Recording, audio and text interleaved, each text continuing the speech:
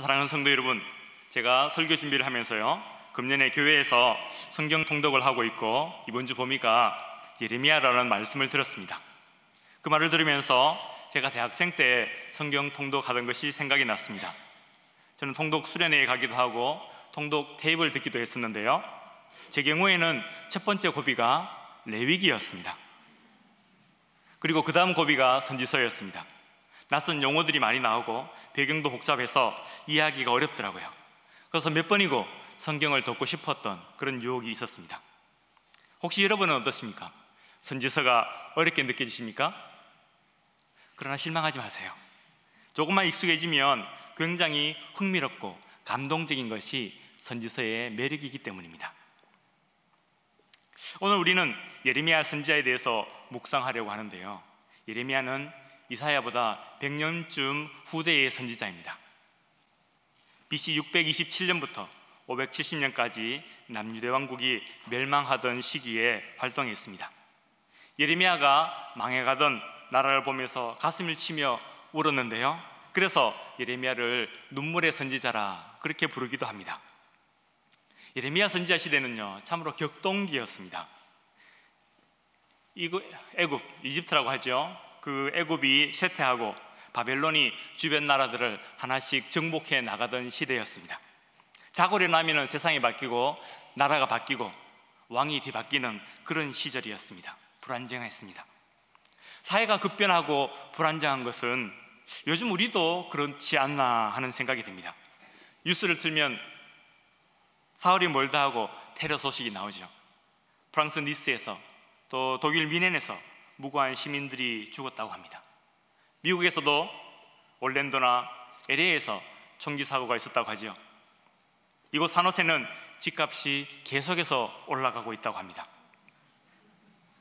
회사도 비즈니스도 오늘은 괜찮지만 내일 어떻게 될지 불안해하고 있습니다. 그러나 오늘 우리의 삶이 불안정하기 때문에 불안정한 시대를 살았던 예레미야의 메시지가 더욱 우리에게 의미 있게 다가올 수 있는 것 같습니다. 오늘 우리는 하나님이 예레미야를 선지자로 세우시는 장면을 살펴보려고 하는데요, 오늘 말씀 속에서 하나님이 누구신지, 또 오늘 나는 어떻게 살아야 할지를 한번 생각해 보도록 하겠습니다. 첫 번째 대지 따라합니다. 안아도 새도 임하시는 하나님. 감사합니다. 1절 같이 읽읍시다. 베냐민 땅 아나도스의 제사장들 중 hil기야의 아들 예레미야의 말이라 합니다. 예레미야를 시작하자마자 1절은 예레미야가 아나도스의 제사장이라고 말합니다. 도대체 아나도스이 어떤 곳이길래 아나도 출신이라는 게 2절부터 성경 시작하자마자 제일 처음에 나오는 것일까요? 이 아나돗과 관련된 이야기는 다윗 왕 때로 거슬러 올라갑니다. 다윗이 말년에 솔로몬을 후대 왕으로 세우려고 했잖아요. 그런데 이때 제사장 아비아달과 군대장감 요압이 공모해서 아도니아를 왕으로 추대하려고 합니다. 그러나 결국 솔로몬이 왕이 되었지요. 솔로몬 입장에서는 아비아달과 요압이 역적모의를 한 거잖아요. 여러분 사극에 보시면 조선시대에 역적모의를 하다가 잡히면 어떻게 됩니까?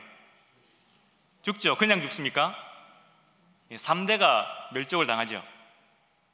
그러면 이 고대 이스라엘에서는 역적모의를 하다가 잡히면 어떻게 되었을까요?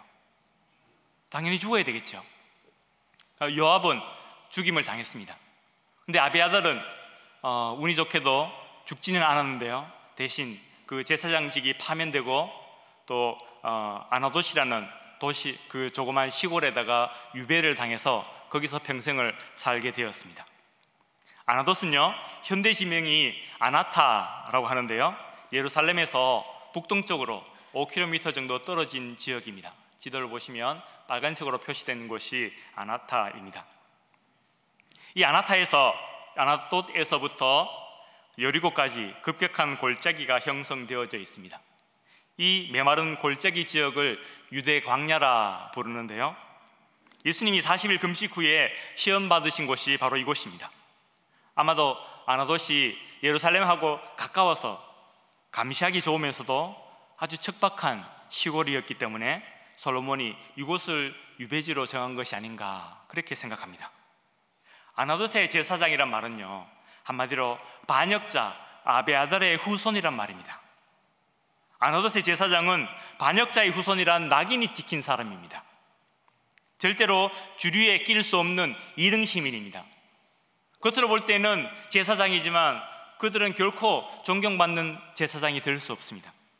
겉으로 볼 때는 예루살렘과 아주 가까운 곳에 살았지만 실은 두메산골 출신입니다. 태생을 밝히기가 부끄럽고 다른 사람들에게 천대받는 부류입니다.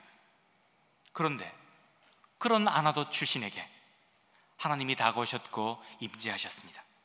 그런 아나도 출신에게도 하나님께서 다가오시니까 그가 선지자가 되었습니다. 사랑하는 성도 여러분이요, 혹시 나에게도 아나도같이 드러내기 부끄러운 부분이 있습니까? 저는요, 시골뜨기입니다. 하루에 버스가 2번밖에 들어오지 않는 그런 경상도 두메 산골에 살았습니다. 제가 4학년 때 대구로 이사를 갔거든요. 여러분 알다시피 대구가 경상도에서는 제일 큰 도시 아닙니까?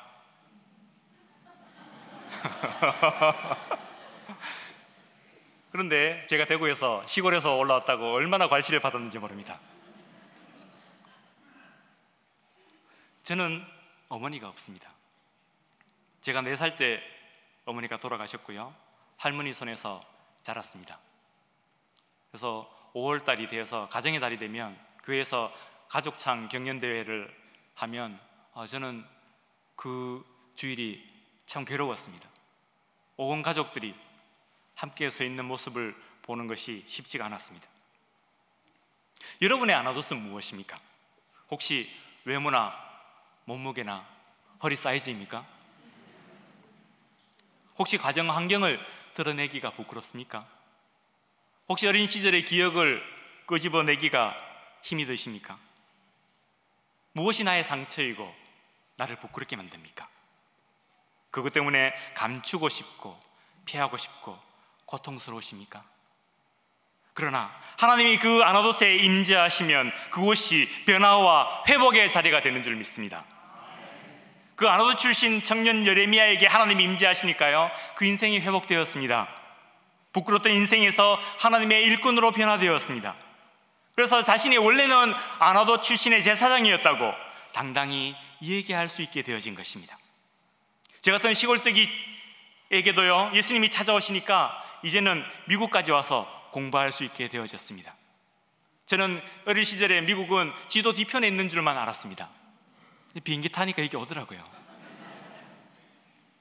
엄마 없는 사춘기 소년의 공허한 가슴이 예수님의 사랑과 은혜로 처음 받는 것을 경험하게 되어졌습니다. 성도 여러분이요, 하나님이 여러분의 아나도세도 임재해 주시기를 원합니다. 여러분이 부끄럽고 아프고 감추고 싶은 바로 그곳에 하나님을 만나는 자리가 되어지고 하나님의 임재를 체험하게 되어지고 하나님의 은혜를 경험하게 되시기를 원합니다. 그래서 오늘 이 시간에 하나님의 사람으로 우뚝 서시기를 간절히 축원드립니다. 두 번째 대지 따라합니다. 두려워 말라. 하나님이 천대받던 아나도 제사장 예레미야에게 임했습니다. 그리고 그를 선지자로 세우겠다 하십니다. 그리고 5절 읽겠습니다. 시작. 내가 너를 모태에 짓기 전에 너를 알았고 내가 배에서 나오기 전에 너를 성별하였고 너를 여러 나라의 선지자로 세웠노라 하시기로 합니다. 이 얼마나 영광스러운 부름입니까? 여러분 같으면 이 부르심에 어떻게 대답하시겠습니까? 네 하나님, 제가 여기 있습니다, 그렇게 말씀하시겠습니까? 그런데 예레미야의 대답은 뜻밖입니다. 6절입니다. 시작. 내가 이르되 슬프도소이다 주 여호와여 보소서 나는 아이라 말할 줄을 알지 못하나이다 하니 합니다. 아이라고 합니다. 아이라는 것은 3살짜리 꼬맹이라는 말이 아닙니다. 너무 젊다는 것입니다. 당시 이스라엘도 옛날에 조선시대처럼 노인이 대접받는 사회였습니다. 장유유서입니다. 나이가 중요한데 자기는 너무 젊어서 어른들 앞에 가서 얘기할 군번이 못 된다는 거죠. 어른들 앞에 가서 얘기하면은 가서 엄마 저 더 먹고 놀아 할 거라는 얘기입니다. 이 젊은 아이가 지금 우리들 앞에서 무슨 얘기를 하느냐 하고 무시당할 거란 말입니다. 그리고 또 말할 줄도 모른다고 합니다. 말재주가 없다는 뜻입니다. 선지자가 되려면 언변이 좋아야 할 텐데 말재주가 없습니다. 그래서 사람들과 말싸움에서 이길 자신이 없다는 것입니다. 또 그 말투도 시골스럽습니다. 예레미야는 안 와도 시골 사람이라 했잖아요. 그 시골 말투로 어떻게 예루살렘에 있는 그 세련된 사람들 앞에서 말하겠느냐는 것입니다. 그러면 당장 무시당하고 멸시당하고 또 비웃음당할 것이 뻔하다는 것이죠. 그래서 못하겠다 합니다. 못합니다, 하나님. 그런데 겁먹고 못하겠다는 그 예레미야에게 하나님이 뭐라고 말씀하십니까? 8절 같이 읽어봅시다. 너는 그들 때문에 두려워하지 말라. 내가 너와 함께하여 너를 구원하리라. 나 여호와의 말이니라 하시고 합니다. 하나님은 예레미야에게 두려워 말라 말씀하십니다. 하나님은요, 우리를 위로하시고 격려하시고 두려움을 없애주시는 하나님이십니다. 성경에 보면은 그런 이야기들이 수도 없이 나옵니다. 여러분, 창세기 15장에 가면요, 아브라함이 두려워하고 있을 때에 하나님이 나타나셔서 이렇게 말씀합니다. 시작. 아브라함아, 두려워하지 말라. 나는 내 방패요 너의 지극히 큰 상급이니라. 여호수아가 그 젊은 나이에 이스라엘의 지도자가 되었습니다. 그래서 정복할 일을 걱정하고 있을 때에 하나님이 나타나셔서 이렇게 말씀합니다. 1장 9절 시작. 강하고 담대하라. 두려워하지 말며 놀라지 말라. 내가 어디로 가든지 내 하나님 여호와가 너와 함께 하느니라. 바울이 지중해에서 유라굴라 광풍을 만났습니다. 배에 탄 모든 사람들이 이제는 우리 다 빠져 죽는다 라고 그렇게 걱정하고 있을 때에 주님이 바울에게 뭐라 말씀하십니까? 사도행전입니다. 바울아, 두려워하지 말라. 내가 가이사 앞에 서야 하겠고 또 하나님께서 너와 함께 항해하는 자를 다 내게 주셨다. 아멘. 사랑하는 성도 여러분이요, 우리 주님은 오늘 이 시간에 우리도 위로하시고 염려를 없애주시는 주님이신 줄 믿으시기 바랍니다. 우리가 예레미야 1장 8절을 읽었는데요, 1장 8절을 히브리어에서 우리 한글로 직역하면은 이렇게 됩니다. 같이 읽어봅시다. 그들의 얼굴을 두려워 말라. 왜냐하면 내가 너와 함께하여서 너를 건져낼 것이기 때문이다. 여호와의 말이니라. 아멘. 여러분은 지금 누구의 얼굴이 두렵습니까? 누구 얼굴 보는 것이 부담스럽습니까? 그 사람 때문에 힘들고 어렵습니까? 그 사람만 생각하면, 그 일만 생각하면 스트레스 받으십니까? 그래서 한숨 쉬고 눈물 흘리고 있습니까? 걱정하고 두려워하고 있습니까? 그러나 성도 여러분이요, 하나님이 우리와 함께 해주시고 우리를 건져주시는 줄 믿으시기 바랍니다. 저도요, 두려움이 많은 사람이었습니다. 그러나 하나님께서 그것들을 다 물리쳐 주시는 것을 날마다 경험하며 살아갑니다. 저는 어릴 때요, 깜깜한 것이 두려웠습니다. 제가 시골에 살았습니다. 집에서 화장실까지 마당을 건너서 가야 했습니다.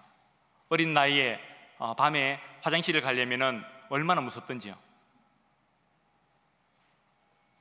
그러나 어느 순간 하나님께서 나와 함께 해주시면 무섭지 않다는 그런 교회 선생님의 이야기를 들었습니다. 그리고 화장실을 갈 때에 하나님이 나와 함께 하신다라는 것을 되뇌면서 갔더랬습니다. 그랬더니만 어느 순간부터 그 밤길이 무섭지 않게 되는 것을 경험했습니다. 저는요, 제 말투가 두려웠습니다. 제 말투에는 여러분 알다시피 경상도 사투리하고 액센트가 섞여 있잖아요. 저는요, 언변도 능하지 못합니다. 그래서 저는 서울말로 유창하게 설교하시는 분들의 이야기를 들으면 늘 부러운 마음이 있었습니다. 그리고 사람들이 제 설교를 알아듣지 못하면 어떡하나 하는 그런 두려운 마음도 있었습니다. 그러나 하나님께서 은혜 주시면 사투리도 파워풀하고 카리스마 있게 들리는 줄 믿습니다. 아멘. 감사합니다. 성도 여러분, 여러분은 지금 무엇이 두려우십니까? 오늘 우리는 다들 양복 입고 깨끗한 옷 입고 이 자리에 앉아 있으니까 우리는 천하무적인 것처럼 보일지 모릅니다. 나는 아무것도 두렵지 않은 사람처럼 보일지 모릅니다. 그러나 속으로는 나는 내성적인데, 나는 성경을 잘 모르는데, 나는 돈이 없는데, 나는 미국 물정도 잘 모르는데, 나는 뭐뭐한데, 그래서 겁나고 자신 없다, 그래서 못하겠다 하는 생각이 드십니까? 그러나 성도 여러분, 우리 하나님은요, 우리의 두려움 위에서 역사하시는 하나님이신 줄 믿으시기 바랍니다. 우리와 함께 해주시고 우리를 보호해 주시고 우리의 두려움을 없애주시는 분이신 줄 믿으시기 바랍니다. 그래서 오늘 이 시간에 주님 말씀 안에서 위로를 얻고 걱정과 염려를 떨쳐버리고 평화를 누리게 되시기 원합니다. 그래서 힘과 용기를 회복하는 귀한 은혜의 시간이 되시기를 원합니다. 세 번째 대지 한번 따라해 봅시다. 눈물의 선지자. 예레미야 1장 5절을 같이 읽겠습니다. 내가 너를 모태에 짓기 전에 너를 알았고 내가 배에서 나오기 전에 너를 성별하였고 너를 여러 나라의 선지자로 세웠노라 하시기로 합니다. 하나님이 아나도 청년에게 찾아오시고 힘과 용기를 주신 이유가 무엇입니까?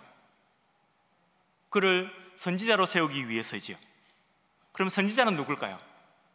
선지자가 누굴까요? 유대교 신학자 중에 아브라함 헤셀이란 유명한 신학자가 있는데요, 그가 이렇게 말했습니다. 같이 읽어봅시다. 시작. 선지자는 하나님의 목소리를 듣고 하나님의 가슴을 느끼는 사람이다.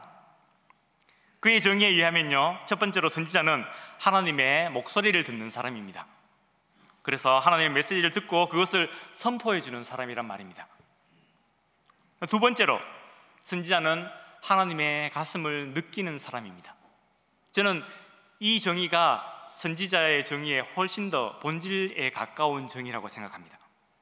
좀 더 드라마틱하게 표현하면요, 선지자는 하나님의 가슴에 귀를 대고 있습니다. 여러분,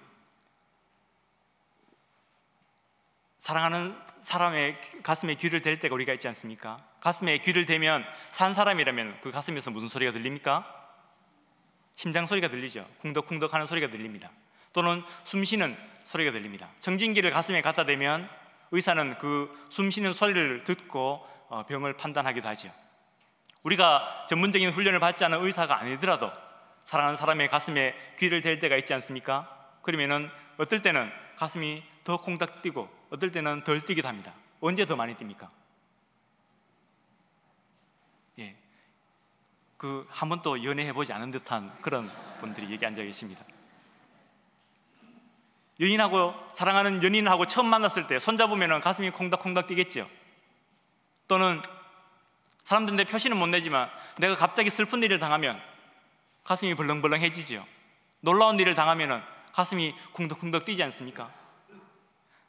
예레미야가 하나님의 가슴에 귀를 댔습니다. 그래서 그 가슴에서 들리는 소리를 들었습니다. 하나님의 심장이 떨리는 것을 들었습니다. 하나님의 마음을 느꼈습니다.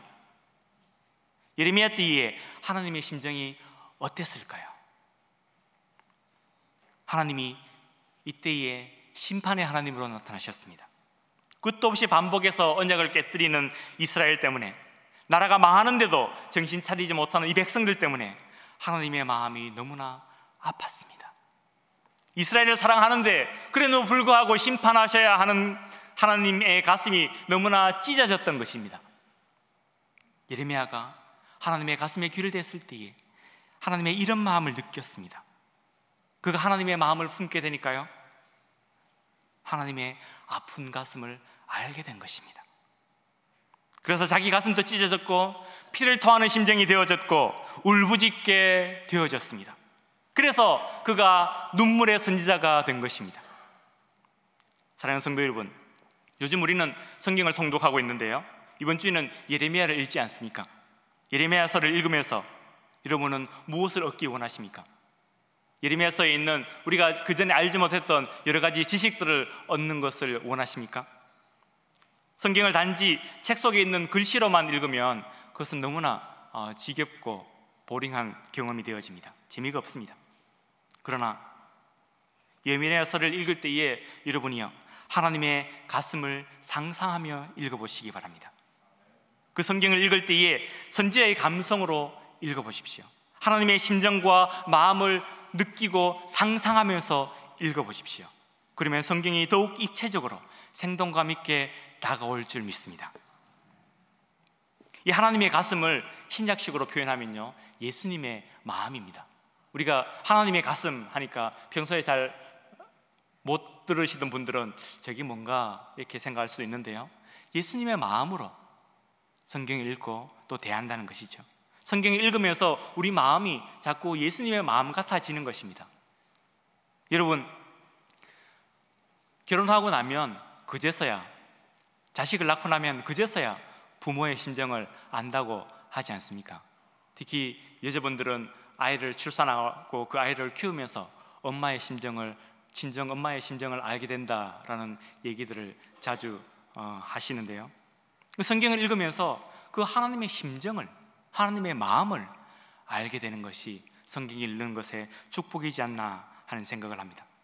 말씀 속에서 하나님의 가슴을 알고 하나님의 심정을 느끼기 원하시기 바랍니다. 그래서 주님의 마음을 알고 선지자의 감성을 가지는 이번 한 주가 되어 보시기 바랍니다. 그래서 하나님께서 무엇을 기뻐하시는지 알고, 하나님께서 무엇을 신경 쓰시는지 알고, 우리 주님이 무엇 때문에 슬퍼하시는지 알고, 우리 주님이 무엇 때문에 가슴 아파하시는지 알게 되시기 원합니다. 그래서 나도 그것을 기뻐하고, 나도 그것을 슬퍼하고, 나도 그것을 신경 쓰고, 나도 그것 때문에 가슴 아파할 줄 아는 사람이 되시기 원합니다. 그래서 예레미야처럼 선지자의 가슴을 품는 저와 여러분이 되어보시기 원합니다. 사랑하는 성도 여러분이요, 이번 한 주 동안 우리는 어떻게 살아야 되겠습니까? 성경을 읽으며 살아야 되겠죠. 그러나 단지 책 속의 글씨를 읽는 경험이 되지 않고 이 성경을 통하여서 세상을 바라보면서 하나님의 마음으로 보게 되고, 이웃을 대하면서 주님의 마음으로 대하게 되어지고, 가족을 대하면서 하나님의 심정으로 대하는 저와 여러분이 되시기 원합니다. 그래서 이 땅에서 선지자의 가슴으로 살아가는 저와 여러분이 되시기를 간절히 축원드립니다. 이제 말씀을 맺습니다. 사랑하는 성도 여러분, 오늘 우리는 선지자 예레미야에 대해서 묵상했습니다. 그는 부끄러운 과거를 가진 사람입니다. 그는 말도 잘 못했습니다. 그러나 하나님이 그에게 임재해 주셨고 격려해 주셨을 때에 그는 하나님의 가슴을 품는 선지자가 되어졌습니다. 오늘 우리는 이 땅에서 어떻게 선지자적인 삶을 살 수 있을까요? 선지자적인 삶은 크고 거창한 것이 아닙니다. 하나님의 가슴을 품으면서 살고 예수님의 마음을 본받아서 살아갈 때에 선지자적인 삶을 살 수 있습니다. 내 이웃을, 내 가족을, 내 목장 식구들을, 내 일터에서 만나는 사람들을 하나님의 가슴으로 품어주고 예수님의 마음으로 대하는 저와 여러분 되시기 바랍니다. 그래서 하나님의 가슴을 품는 선지자들이 되고 주님의 마음으로 살아가는 이 땅의 예레미야들이 다 되시기를 간절히 축원드립니다. 같이 기도하시겠습니다. 사랑의 아버지 하나님, 이 시간에 저희들에게 하나님께서 예레미야를 선지자로 세우시는 장면을 말씀해 주시니 감사합니다. 참으로 그는 안호도 출신이었고 그는 말도 잘 못했지만 하나님께서 그를 하나님의 선지자로, 하나님의 가슴을 품는 자로 세워주심을 보았습니다. 우리도 말씀을 대하면서 하나님의 가슴을 알게 하시고 주님의 마음을 품게 하시고 이 땅에서 오늘을 살아가는 선지자들이 다 되게 하여 주시기 간절히 원하옵나이다. 예수님 이름으로 기도합니다. 아멘.